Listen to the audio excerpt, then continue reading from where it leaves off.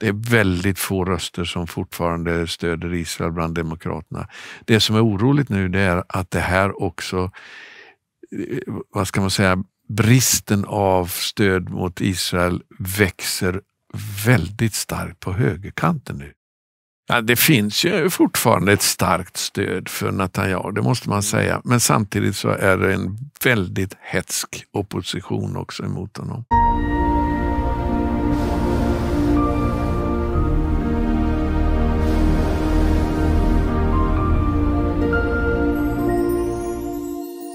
Och då är det dags för SvebTV omvärldsanalys. Jag heter Mikael Wilgert och jag sitter här tillsammans med Lars Enarsson. Välkommen hit. Tack så mycket. Kul att se dig här i studion igen. Det är ett tag sedan. Ja, det är trevligt att få vara här. Lars Enarsson är ju bosatt i Israel och har ju varit med här i många av våra program och har en bakgrund som bibellärare också. Vi ska få höra en hel del spännande saker tror jag från Israel. Det ska bli väldigt intressant att höra din skildring och även tankar kring vad som händer i närområdet där och även i USA och även i Sverige skulle vara intressant att få höra dina tankar kring. Men vi börjar i Israel. Hur är läget där? Det har ju varit genom de här åren, för nu är det ju flera år vi har talat om en väldigt orolig situation. Så har det ju varit, mellan oss så har det ju varit attacker och ett vi har fått läge. Springa till skyddsrum. Vi har fått vänja oss vid det, att söka oss till skyddsrum. Och det är ju lugnare nu då. Så att det är inte alls lika intensivt längre. Men kriget är inte över, det kan man inte säga. Nej. Framförallt så är det i Libanon som det fortfarande pågår mycket strider kan man säga då.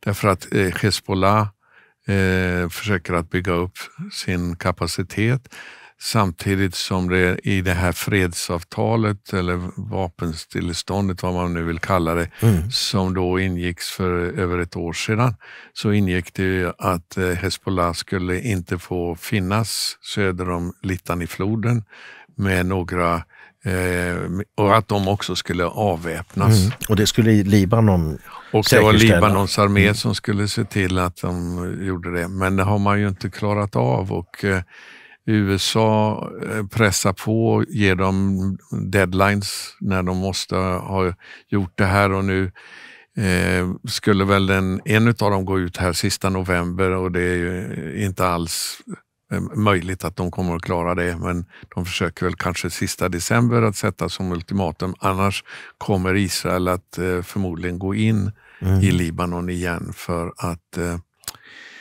slå ut de här nya depåerna som man bygger upp och för att få tillbaka den här situationen som var innan kriget då.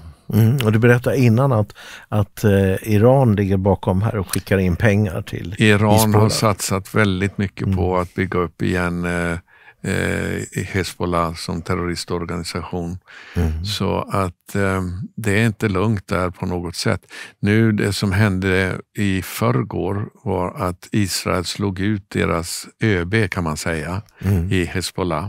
Så det var och det är väl första gången på lång tid som man har slagit till in i Beirut igen. Annars har ju Israel bombat mycket i södra Libanon där Hezbollah har byggt upp sina militära anläggninr kan man säga. Hur gick den här attacken till mot ÖB:n i Hezbollah söder? Ja, det var ju från flyg som man då med precisionsbomber. Och det strök med 4-5 stycken till runt omkring honom, men det var ju han som var det huvudsakliga målet. Han hade ju en belöning på $5 miljoner från USA om man kunde ta ut honom. Det tror jag inte Israel kommer att få, men alltså det var ju därför han var eftersökt både utav USA och Israel naturligtvis som också behövde. Så han har varit en nyckelperson inom Hezbollah och den farligaste utav de militära ledarna. Mm. Men hur mycket orkar Israel med? Hur mycket klarar man? Ja, jag tänker på när du säger att Israel ska gå in i Libanon och avväpna Hizbollah. Hur mycket resurser har man egentligen? Ja, jag såg det var nog förra veckan tror jag, som det var en viss, om man ska kalla det firande uppståndelse utav det 1000:e jumbojeten som kom med vapenleverans till Israel sedan kriget bröt ut för 2 år sedan.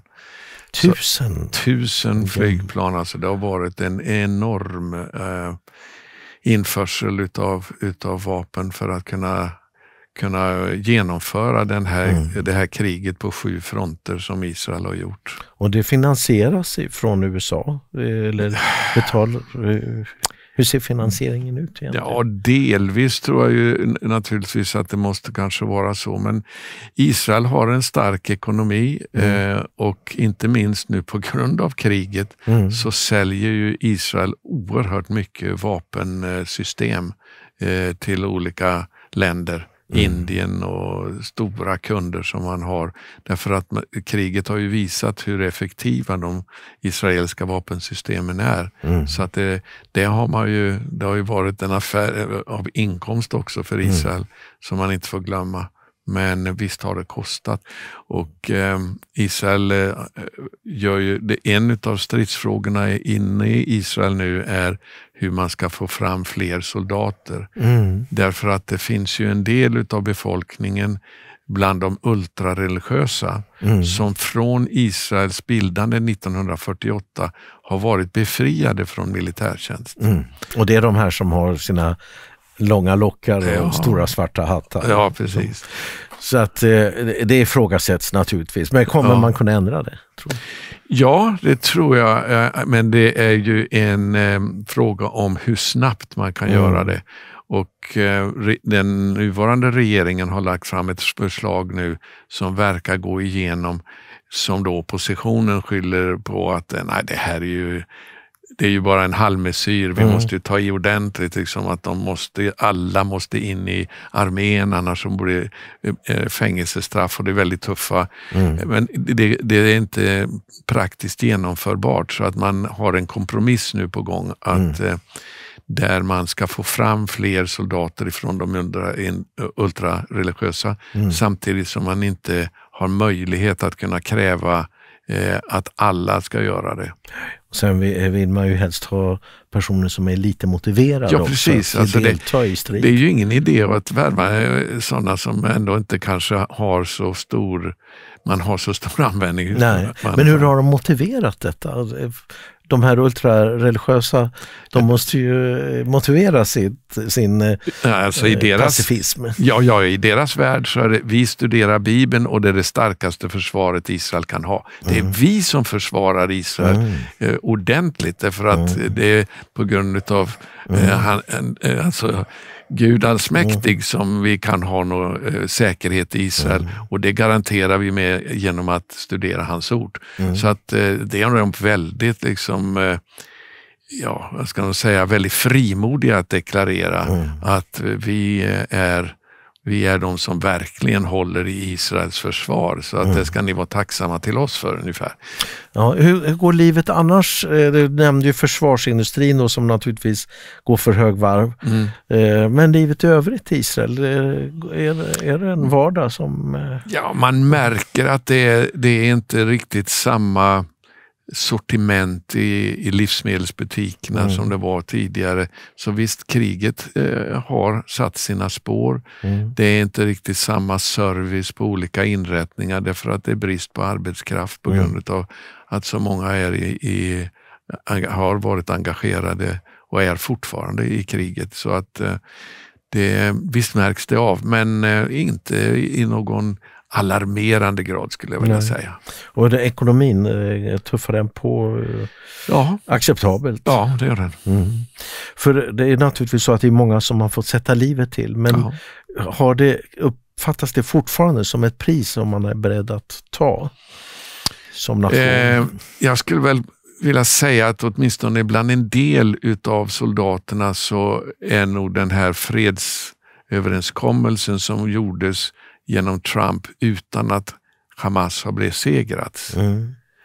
Den har nog dämpat liksom ivern och motivationen hos en hel del, därför att de tycker att vi var så nära att kunna slå ut Hamas, men fick inte avsluta kriget.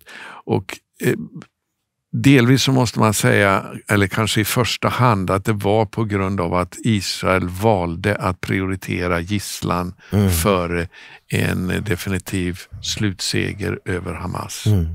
För nu är gisslan återlämnad i princip. Alla levande gisslan är tillbaka, och det är nästan alla de döda gisslan också, eller döda som har varit gisslan. Det är 3 stycken kvar. Så att, men det kanske var en överdriven förhoppning att man nästan var klar, för att man hade väl fortfarande stora områden som inte var intagna i Gaza. Alltså, nej, man hade ju alltså 80% som man hade intagit utav Gaza. Och även rensat så att säga. Ja, någorlunda. Man ska komma ihåg att det här underjordiska tunnelsystemet är långt mycket större än vad man trodde från början. Det är otroligt vilken helt underjordisk värld som man har byggt under hela Gaza. Alltså det är, jag tror inte ens det räcker med 100 mil sammanlagt tunnlar på ett område som ju är bara några mil långt. Och vad skulle du säga nu, Netanyahu, hur är hans position i Israel? Har han stöd fortfarande? Ja, man kan säga att när gisslan kom ut så måste man ändå säga att då var hans popularitet som högst. Men det är alltså osäkert som jag bedömer det, om han kommer att komma ut som en hjälte ur det här kriget som gör att han blir omvald. Det är nog inte alls säkert. För han har ju en enormt lång historia här. Ja, alltså han är ju, man måste säga att han är nog den skickligaste politiker som jag har sett i vår generation. Det är så många gånger man har dömt ut honom och liksom sagt att nu är han ute. Det är som man säger, han är som en katt med 9 liv. Han kommer tillbaka och är en väldigt strategiskt skicklig politiker. Oerhört. Så man ska nog inte döma ut honom, men det är möjligt att han kommer att rola. Men han är alltså oerhört skarp egentligen. Väldigt... man säger att han är en väldigt skicklig schackspelare också, och han kan tänka liksom i flera steg. Väldigt skickligt. Litar folk på honom så att säga? För när du säger så här skicklig schackspelare och så här, det har ju både för- och nackdelar. Yes, absolut. Men har han ett förtroende så att säga? Man litar på honom att... det finns ju fortfarande ett starkt stöd för Netanyahu, det måste man säga. Men samtidigt så är det en väldigt hetsk opposition också emot honom. Är det från vilket håll? Det är från vänsterhåll, alltså som... Därför att den religiösa delen av befolkningen ökar ju, och det är de som Netanyahu har i sin regering och koalition. Den ökar genom barnafödan. Ja, det gör den. Och det är man ju väldigt arg på då ifrån sekulärt håll i Israel. Man säger att det här är inte det Israel som vi arbetarrörelsen, liksom kibbutzrörelsen grundade en gång i tiden. Det har man tagit ifrån oss. För det var något socialistiskt. Ja, det var oerhört. Det var ju därför som Sovjetunionen också röstade för delningen. Man såg Israel som också en bundsförvant i Mellanöstern, därför att det var så stark socialistisk prägel på den ursprungliga arbetarrörelsen som ju la grunden till Israels som nation. Och det är ju det här som gör att problemet med de ultrareligiösa och militären har växt och blivit så stort. Därför att 1948 så var det ju en så liten del av befolkningen, så Ben Gurion sa att vi har ändå ingen stor nytta utav dem. Vi låter dem vara befriade från militärtjänst. Men idag alltså, de är ju väldigt väldigt stor, har ju växt sig stort, så nu växer en bitterhet mot att en så stor del av befolkningen inte tar sitt ansvar rent försvarsmässigt. Men då, de säger då att de försvarar Israel med Guds hjälp? Ja, det är med Guds hjälp genom att vi studerar hans ord. Ja, och sen så har vi då vad ska vi säga, Netanyahu och de militära krafterna. Och sen å andra sidan så har du vänstern och de globalisterna. Eller hur ser det här landskapet ut? Ja, precis. Man måste också förtydliga lite grann av att det finns en nationalistisk religiös rörelse också i Israel. Alltså, som är beredd att försvara. Och det är de tuffaste soldaterna i armén idag. De som är mest motiverade, det är de, ska man kalla dem, modernt religiösa judarna i Israel. De kallas för National Religious Movement, och de både studerar Bibeln, men de också tror på att ta sitt ansvar militärt. Och de flesta som har stupat i kriget nu är sådana soldater, därför de är allra ytterst i fronten och är väldigt motiverade. Skulle du säga att det är kopplat till Netanyahu också? Och de är i läget med Netanyahu. Ja. Men sen då vänstern, har de en koppling till det vi brukar kalla de internationella finansintressena? Ja, absolut. Så att det är en ganska stark spänning mellan olika... Oerhört. kretsar. Ja. Så före kriget bröt ut då den 7 oktober så var ju det folk som pratade om inbördeskrig. Och det var ju den kanske främsta orsaken till att Hamas slog till, därför man såg möjligheten nu när det var så stora inre stridigheter i Israel att passa på. Så att det är allvarligt. Men det här kanske är både styrka och svaghet, för vad jag kan förstå också så är ju Israel en demokrati och man är öppen för debatt. Pågår det diskussioner kring de här sakerna? Ja, alltså den demokratiska debatten i Israel, den är ju så intensiv så att nästan dagligen så måste ju vakterna i Knesset skicka ut folk därför de är för stökiga. Det är ju nästan handgemäng blir det. Då är det parlamentsledamöter som skickas ut. Ja, visst. Så det är inte någon som sitter på. Det är talare som står i talarstolen som är tvungen att ta sig ut därifrån. Så det är väldigt engagerat. Och när Netanyahu talar så det skriks ordentligt ifrån Knesset-ledamöterna. Men du berättade innan här att det har varit en skandal med en person som... Jag berättar. Ja, alltså det är så att armén har en chefsjurist som talar om vad som är internationell lag och tillåtet för armén att göra. Och hon har varit en kvinna då, hon har varit väldigt fanatisk, så att hon har egentligen gått längre än vad internationell lag kräver. Och det har försvårat kriget väldigt mycket. Hon har lagt hämningar på... Alltså, ni får inte göra så, ni får inte göra så. Det här har ju kostat många soldaters liv, för att de har ju då ser att det finns Hamas-terrorister i en viss byggnad. Och hon säger ifrån, nej, ni får inte skicka flyget och bara bomba alltihopa, ni måste gå in och göra det manuellt, och så stryker man med. Så hon har haft ett väldigt inflytande över kriget, kan man säga. Och nu var det ju då en sån här vad ska man säga, väldigt allvarlig sak som kom ut i media om en påstående att då de här Hamas-terroristerna som togs till fånga, att de har blivit överfallna sexuellt i fångenskapen. Och det här finns det inga bevis på, men man hade satt ihop en video från övervakningskamerorna som antydde att det kunde vara någonting sånt här, samtidigt som en läkare på vänsterkanten som undersökte terroristen sa att det här tyder allt på han har blivit utsatt för sexuellt övervåld. Vad det nog mer handlade om, det var att han hade gömt någonting, stoppat upp det, som sedan ledde till komplikationer. Hur som helst, den här videon släpptes till media med order ifrån chefsjuristen för armén. Och det gjordes ju då först undersökningar. Vem är det som har gått ut, läckt den här informationen? Och man kom fram till, det går inte att ta reda på vem det är som har gjort det. Men medan de hela tiden visste. Hon då satte en medhjälpare till att undersöka vart det hade kommit, medan hon själv var den som hade gjort det.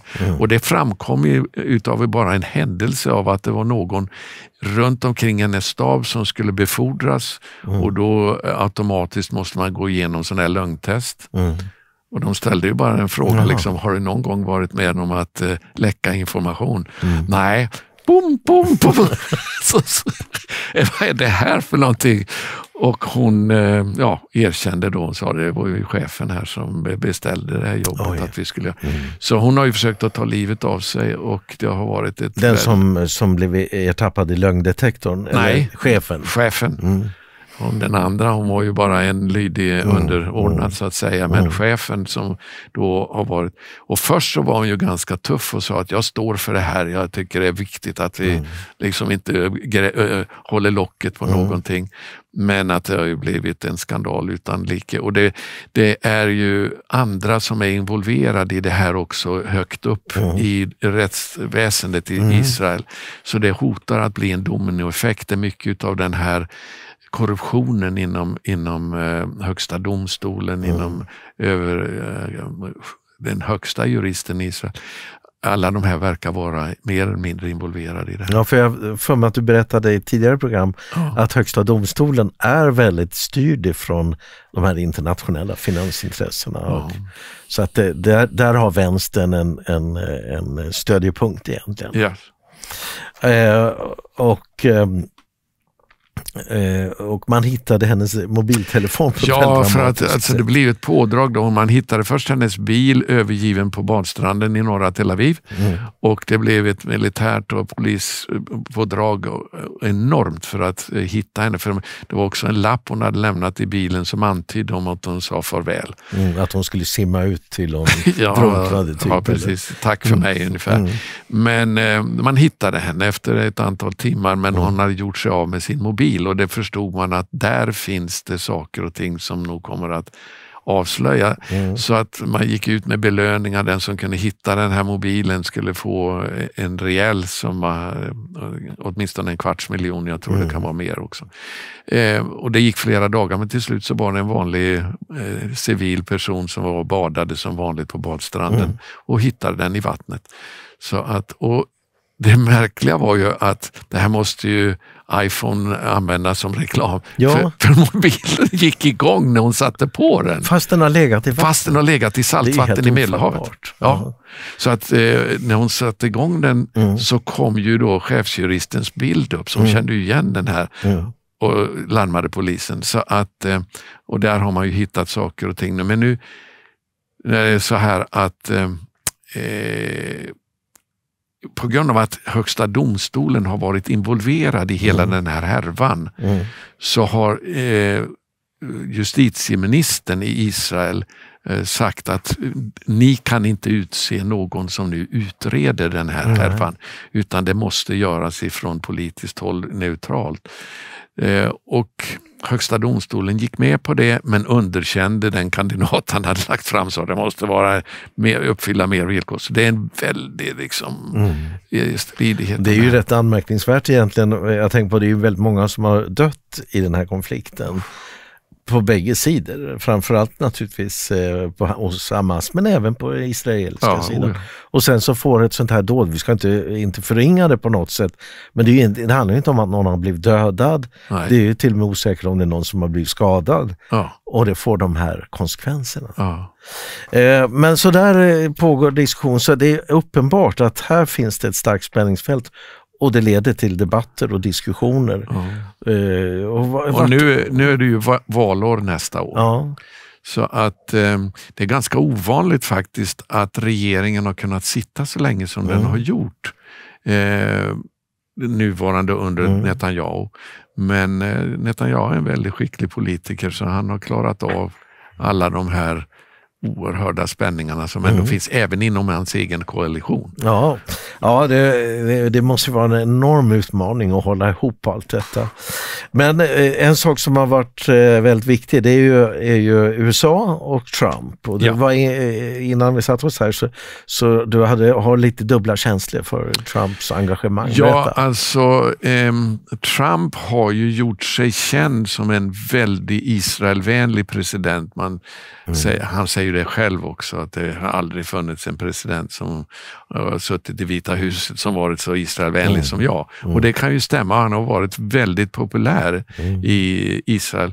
Men det här fredsavtalet, det visar sig ju mer och mer nu att det är så motiverat utav ekonomiska intressen som Trump har. Så att, på vilket sätt? Ja, han vill ju ha då arabernas oljerikedomar här. Och Saudiarabien ställer ju villkor.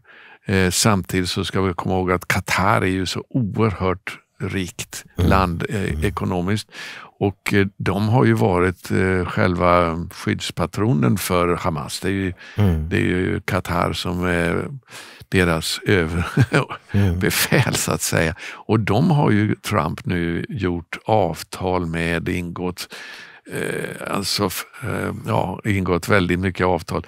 Så att vad det här kommer att sluta, det vet vi ju inte, men jag tror inte att det kommer att vara bara till fördel för Israel, det kan jag säga. För det kom ju besked häromdagen, lite överraskande, åtminstone för mig, att Saudiarabien hade köpt, jag tror det var ett 80-tal F-35-plan. Ja, i varje fall rätt många F-35. Och det här är första gången som nu USA backar på den löftet man har gett Israel, att man kommer alltid att låta Israel ha den högsta teknologin inom armén jämfört med, alltså USA kommer inte att sälja lika avancerad utrustning till arabvärlden som man säljer till Israel. Men så därför har det ju varit oroande nu då att det främsta stridsflygplanen som USA har kommer man också att sälja till Saudiarabien. I gengäld har ju då alltså Saudiarabien gått med på att investera $1 billion i USAs ekonomi. Så att det är enorma pengar. Ja. Och de ska investera det, och utbyte, vad får Saudiarabien? Är det att de får köpa dessa plan? Och så får man tillgång till också den senaste AI-teknologin från USA. Som man vill använda bland annat till den här avancerade utopiska staden som man bygger i öknen i Saudiarabien. Ja, för det hade du en bild, men tycker jag vi måste titta på. Ja. Och det vi ser på den här bilden, det är en 17 mil lång byggnad. Ja. Och där går det tåg. Ja. Men den är inte särskilt bred. Nej. Det är en lång byggnad på 17 mil som är futuristisk med du behöver aldrig lämna den byggnaden i ditt liv alltså. Från vaggan till graven? Nej, från vaggan till graven. Så här finns butiker, där finns allt man kan tänkas behöva. Allt. Och allting är naturligtvis luftkonditionerat. Och hög teknologi med att man sitter bara i lägenheten och beställer sina grejer. Och så kommer de på. Och men det här är... Och så vad jag tycker med ana är en viss oro för att USA inte ska vara det här solida stödet, utan Trump, han förhandlar med Saudiarabien, han förhandlar med andra länder i Mellanöstern. Man kan säga det här till exempel som Israel nu har sagt efter kriget bröt ut den 7 oktober. Vi kommer aldrig att gå med på en palestinsk stat. Det är uteslutet, och det har man gemensamt både ifrån regeringshåll och ifrån oppositionen. Det finns ingen i Israel som kan gå med på det här igen, att utsätta sig för det fruktansvärda som hände den 7 oktober. Så att, men nu så ska ju då Trump tvinga fram en fred mellan Saudiarabien och Israel, att utöka de så kallade Abraham Accords. Och här säger då Saudiarabien, då måste det bli en palestinsk stat. Nu är det så att de många bedömare i Israel säger att det där är bara munväder, det gör de för att tillfredsställa så att säga. Ja, det är väl lite orimligt. Ja, alltså, men det ändå är allvarligt därför att nu har hela den här planen röstats igenom i säkerhetsrådet utifrån målsättningen att det ska kunna bli en palestinsk stat. Utifrån väldigt strikta villkor i och för sig, att den palestinska myndigheten måste sluta med sitt stöd till terror och så vidare. Och det kommer man aldrig att göra. Så det är overkligt. Men det binder så att säga Israels händer från att kunna utöka suveräniteten på de här områdena i Västbanken. För någon måste ju ha hand om dem.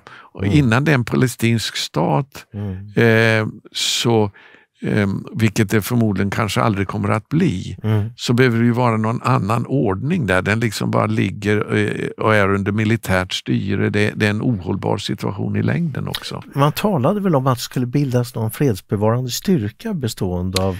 I Gaza, ja. I Gaza, ja. Är det på gång nu? Ja, Och det är Turkiet och det är Saudiarabien och det är ytterligare några länder. Ja, det är framförallt Indonesien, men... Israel har sagt absolut nej till Turkiet. Alltså Erdogan, han har gått ut och sagt Jerusalem är vår stad. Vi ska återupprätta det ottomanska imperiet. Han är så ful i sina uttalanden mot Israel och har ju hotar hela tiden, så att Israel litar absolut inte på Erdogan. Nej. Så kommer turkiska soldater till Gaza, så är det en katastrof för Israel. Så det vill man inte gå med på. Samtidigt som Trump då säger att Erdogan är en väldigt fin man. Han är ju med i NATO också. Ja, så men det ligger så att säga som en möjlighet att Trump lutar sig mot Turkiet. Det gör han. Jag vet inte vad sista är nu, men jag är tveksam till att det kommer att bli ändå turkiska soldater. Men det beror nog inte i första hand på Trump. Nej. Utan på Saudiarabien. De vill inte heller ha dem. Nej, Saudiarabien, alltså ska komma ihåg, de har en strid mot det här muslimska brödraskapet som hotar den här regimen i Saudiarabien. Så att de vill varken ha Qatar eller Turkiet involverat i Gaza. Ja, det här blir ju spännande att se. För det här måste ju lösas ganska snart. För varje dag som går och som Hamas finns kvar där i Gaza, så kan man väl anta att så länge ingen kommer och håller i situationen, så kommer det här gå tillbaka till vad det var tidigare. Precis. Den enda skillnaden, men det är en väldigt liten tröst, det är ju att nu så behärskar ju då Israel halva Gaza. Från norr till söder, så att säga. Ja, från norr till söder, så att det är bara den halva delen ut mot Medelhavet som de har dragit sig tillbaka ifrån, och där Hamas nu bygger upp sin kapacitet väldigt snabbt. De här konflikterna som det har talats om, det kommer ibland reportage från, det kan vara någon attack, någon som blir dödad och så vidare. Är det i den av Hamas kontrollerade delen, eller är det i den av Israel kontrollerade delen? Ja, det är i den av Israel kontrollerade delen som Hamas ständigt skickar in och liksom anfaller för att kunna döda israeliska soldater, så att det är inte lugnt. Swebb TV har ju inget stöd från mediemyndigheten, och de säger ju att Swebb TV har ingen nyhetsverksamhet. Vi tycker ju att vi har det trots allt. Många av våra lyssnare tycker nog också att vi har ett ganska bra nyhetsvärde. Du bidrar bäst genom att bli premiummedlem eller swisha till 123 535 8692 eller donera med kontokort på vår hemsida. Ge kroppen stöd att rensa, skydda och balansera.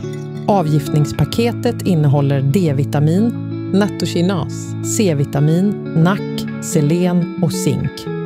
Ett genomtänkt paket sammansatt för att stötta kroppens egna avgiftningssystem. finns att beställa på butik.swebtv.se. Så den här situationen i Gaza, den finns alltså en stor den jäser oro under här. ytan. Ja, det. Och du nämnde Libanon här. Och sen har vi då Libanon som är väldigt orolig. Ja. Hur ser det ut i övrigt? Västbanken och andra delar? Västbanken är väldigt orolig. Där är det som Iran också satsar väldigt mycket, och Israel har som problem med vapensmuggling med hjälp av drönare. Så att det är ett jättestort problem. Om man smugglar så handeldvapen? Ja, och maskingevär och det är allt möjligt. Så det är, jag tror att det är väl i alla fall upp mot 100 drönare om dagen som kommer in ifrån Egypten. Och där Israel bara slår ut kanske 10%. Och de kommer ju även in i Gaza. Så att Hamas, nu kontrollerar Israel gränsen så att de här tunnlarna som var leveransvägar från Egypten in i Gaza, de existerar inte just nu. Det är blockerat, men däremot så är det mycket drönare som skickar in vapen. Och hur är situationen i Israel då? Finns det oppositionella finns det terrorgrupper? Ja, ja. Det är väldigt det är inte alls lugnt, utan det är det självmordsbombare? Ja, det är terrorattacker ständigt. Så det här är det låter inte som att det är ett lugn som har lagts över situationen. Nej, det är inte, absolut inte helt lugnt. Det som har varit väldigt lugnt förvånansvärt länge är ifrån Jemen. Ja. De har slutat med sina raketer. Det kommer ingenting därifrån i stort sett överhuvudtaget längre. Så Trump slog väl ut deras kapacitet? Nej, det är Israel som har gjort. Nej, just det. Ja, precis. USA bidrog en del, men det var inte speciellt effektivt. Och så de har inte kommit tillbaka i varje fall.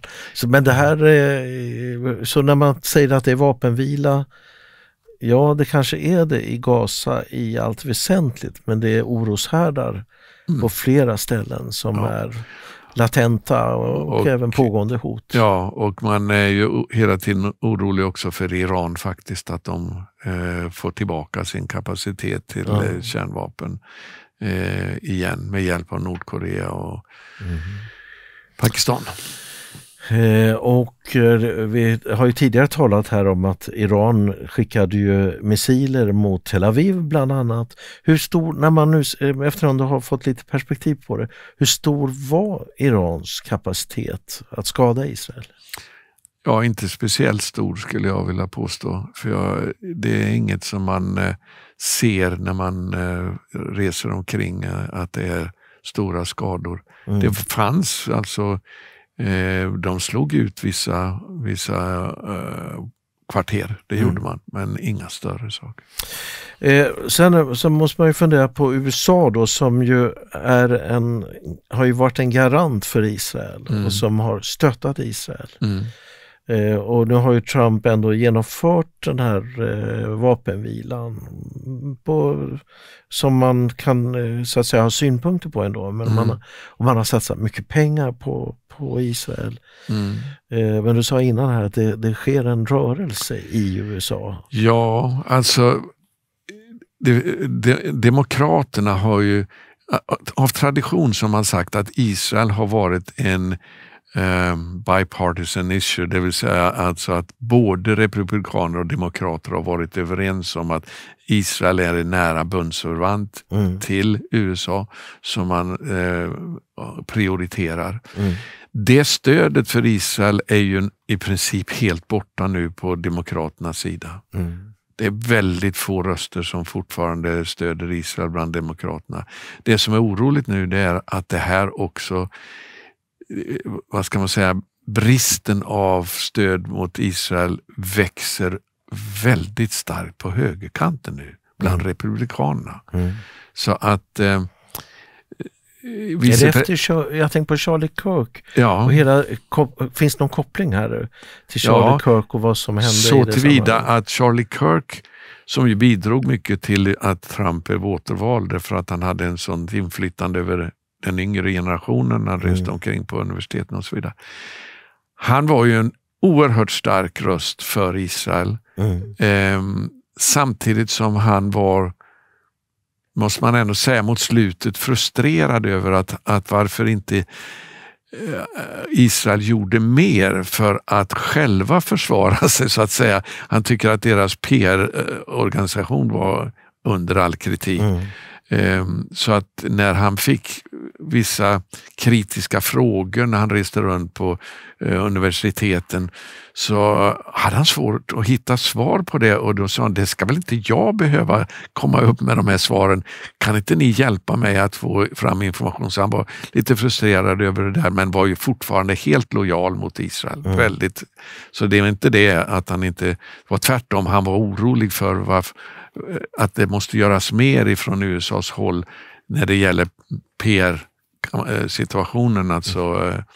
Men efter hans död så har det ju då blivit en efterträdare till honom som inte har kvar den lojaliteten mot Israel. Utan mer är intresserad av att det är USA först, Amerika först. Och den linjen man kommer att gå på mera nu inom TPUSA, som ju har blivit väldigt stor efter Charlie Kirks död också. TPUSA, vad är det för något? Turning Point USA. Ja, det var Kirks rörelse. Kirks organisation. Och Erika Kirk, vad står hon i det här? Det verkar som att hon böjer sig för de här nyare strömningarna inom det republikanska lägret kring Trump, som säger att vi måste prioritera USA, och om Israel nu blir ett hinder för oss, då skippar vi dem. Så att Charlie Kirks efterträdare har sagt att nu de här kritiska rösterna mot Israel, där finns framtiden, det är dem vi kommer att gå med när det gäller vår organisation, och det är oerhört allvarligt. Vi har ju då Tucker Carlson som har blivit alltså han är en Israel-fiende rent ut sagt. Så han har blivit så kritisk mot Israel, och det är inte han ensam om. Det är andra runt omkring, starka röster i USA som är populära sådana här podcasters. Du har alltså Tucker Carlsons egen mediekanal som är jättestor, som vänder sig mot Israel. Så Tucker Carlson har gjort uttalanden som har varit chockerande när det gäller fientlighet mot Israel. Och det här är... Vad är hans viktigaste poäng, skulle du säga, när han attackerar Israel? Ja, det är väldigt märkligt med det som har hänt med Tucker Carlson, för att vad han har gjort då, det är ju att tidigare var han känd som någon speciell kristen person, va? Men det har han börjat att prioritera väldigt mycket. Jag är en kristen, och som kristen så tar jag avstånd ifrån Israel. Det är mycket, alltså den där gamla antisemitiska kristna ådran börjar visa sig i USA som man inte har haft för. Det har ju varit den evangelikala kristenheten i USA, som man säger, som har varit det stora stödet för Trump, och i det har varit DNA att vi står med Israel. Nu kommer det en annan nyare kristen rörelse i USA som profilerar sig som kristna också. Steve Bannon till exempel, som går ut och säger att jag som kristen så håller jag inte med om det här som Israel håller på med i Gaza, och alltså och så har vi då Candace Owens som vi också kanske känner till, som har ju blivit den första rangens antisemit. Är det att de menar att det var judarna som dödade Jesus? Är det en sån sak som är... Tucker Carlson tog upp det på Charlie Kirks begravning. Vi vet ju vad man gjorde med Jesus. Liksom de sa, vi måste tysta honom. Och så skrattar han och undermålet liksom säger att så gör man än idag med sådana man inte tycker om. Och då säger man att Charlie Kirk i slutet av sitt liv ändrade sin lojalitet mot Israel. Och att det var orsak till att han blev dödad. Den typen av argumentation har ju funnits, och även det var någon som sa att Netanyahu nästan omgående efter Charlie Kirks död hade gått ut och sagt att vi har ingenting med det här att göra. Jo, det gjorde han ju. Han gjorde det? Ja, och det var ju därför att det uppstod sådana vanvettiga anklagelser. Och så att det är ju... är ju alltså... Men så här kan man säga att här är ett spänningsfält idag då inom republikanerna. Dels de som står fast vid att Israel är viktigt att stödja och nästan en del av USA. Ja. Och sen så har de som säger att nu är det dags att ändra på det och kanske se till ekonomin också. Vad kostar se till detta? Ekonomin i första hand och där är det då det gör man gemensamt med den yttersta vänstern på demokraternas sida där Mamdani, den här islam borgmästaren i New York säger att varför ska vi stödja Israels folkmord i Gaza när våra egna New York-bor inte har råd med maten och med hyrorna. Så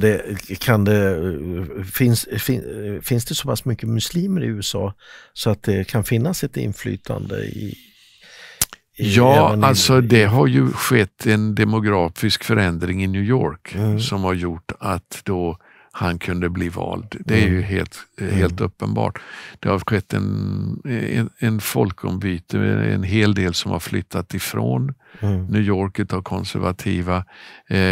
Därför har det gått dåligt för New York och sådana som har känt sig. Men samtidigt som det är mycket annat folk som har då flyttat in och det har gjort att han fick det här enorma och det har stärkt vänstern. Ja, stärkt vänstern.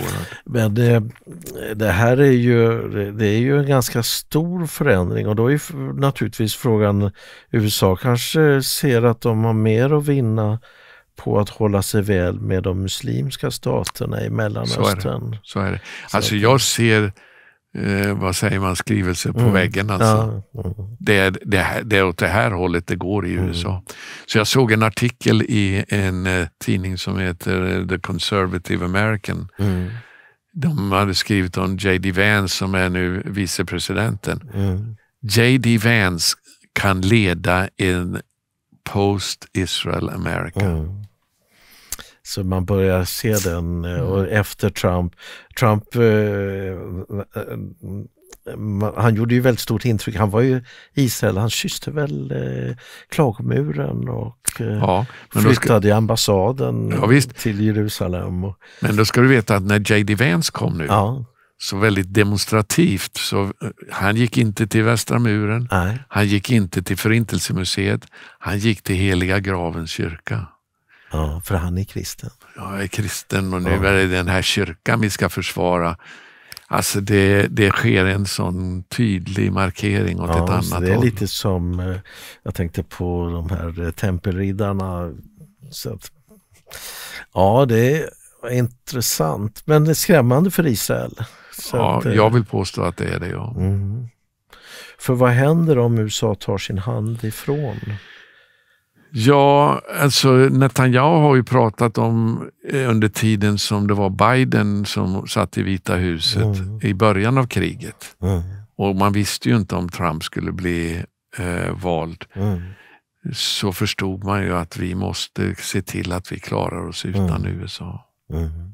Så att det har man nu varit mer medveten om under det här kriget. Vi kan inte utsätta oss för det beroendet. Inte ens från USA. Finns det några länder, jag har tänkt på Saudiarabien, Egypten, Jordanien, andra länder. Finns det några länder där man kan bilda allianser mellan Israel och något av de grannländerna? Ja, vi har ju Abraham Accords alltså, som har skapat de här förbindelserna. Men då är det USA ändå som är där och sätter upp det och medlar och så. Och medlar och så.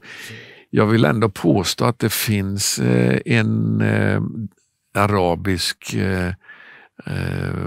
falang i Mellanöstern som nog börjar se sig mera vänligt inställda mot Israel.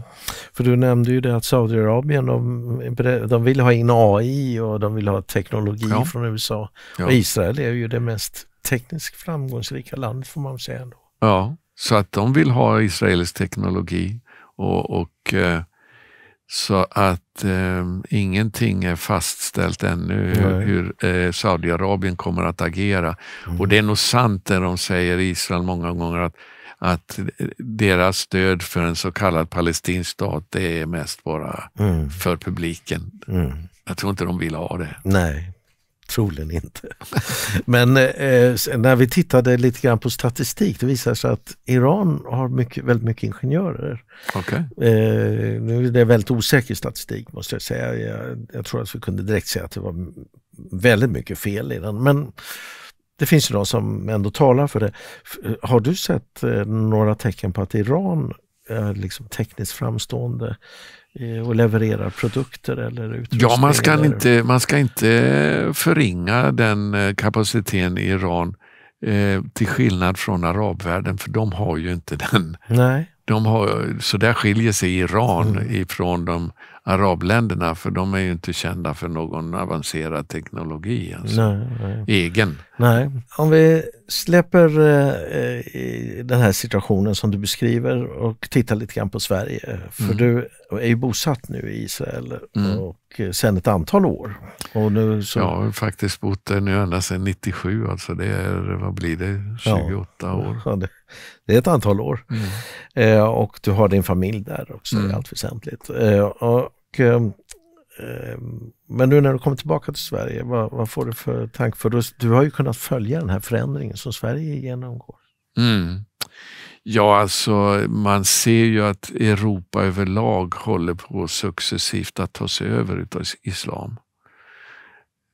Det är en utveckling som jag tycker i alla fall är väldigt uppenbar. Speciellt Västeuropa. Jag tror att man är mer har mer förstånd, jag vet inte vad jag ska säga. Man förstår mer av de här krafterna i Östeuropa, där man har haft erfarenhet av totalitära ideologier, att man vill skydda sig.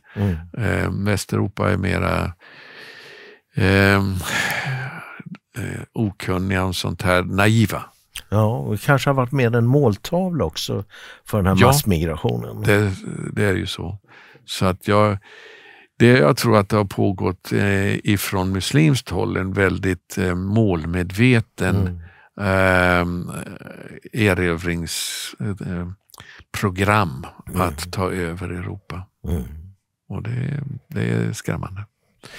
Jag såg ju nu i nyheterna här förra veckan att Mossad har nu hjälpt Europa att kunna avslöja terrorceller i Europa som Hamas har i flera, och om jag förstod det rätt också i Sverige.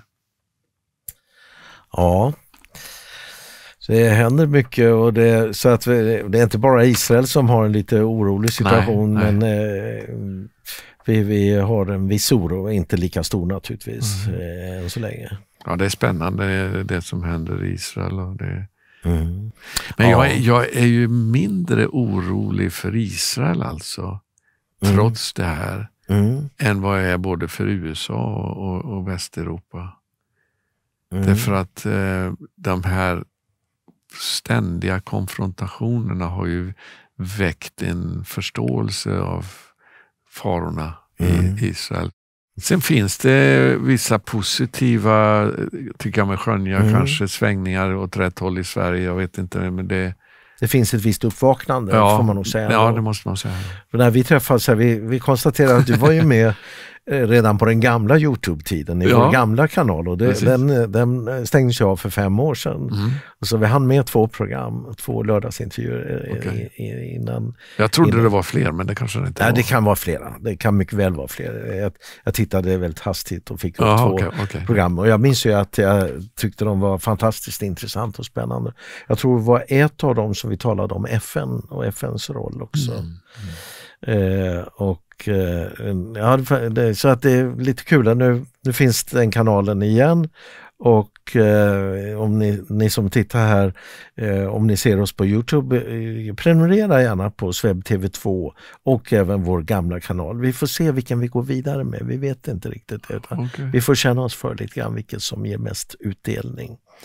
För att helst skulle vi vilja slå ihop dem, men det har inte YouTube kunnat hjälpa oss med ännu. Okay. Så att, ja, är det något mer vi borde lägga till innan vi avslutar? Nej, jag tror vi har täckt in det som är det mesta just nu. Så att... Tack för att du ville berätta om det här och lycka till nu. Tack. Tack, det var verkligen roligt att se det här igen. Tack. Du bidrar enklast genom Swish eller bankgiro. Eller bli gärna månadsgivare genom periodiska överföringar från ditt bankkonto till vårt bankkonto. Det är också möjligt att betala med kreditkort genom att trycka på knappen Donate på vår hemsida. Du hittar alla kontouppgifter längst ner på hemsidan swebtv.se. På vår hemsida kan du också anmäla dig för att få mejl. Vi använder vår mejllista endast för att informera om våra program och annat liknande.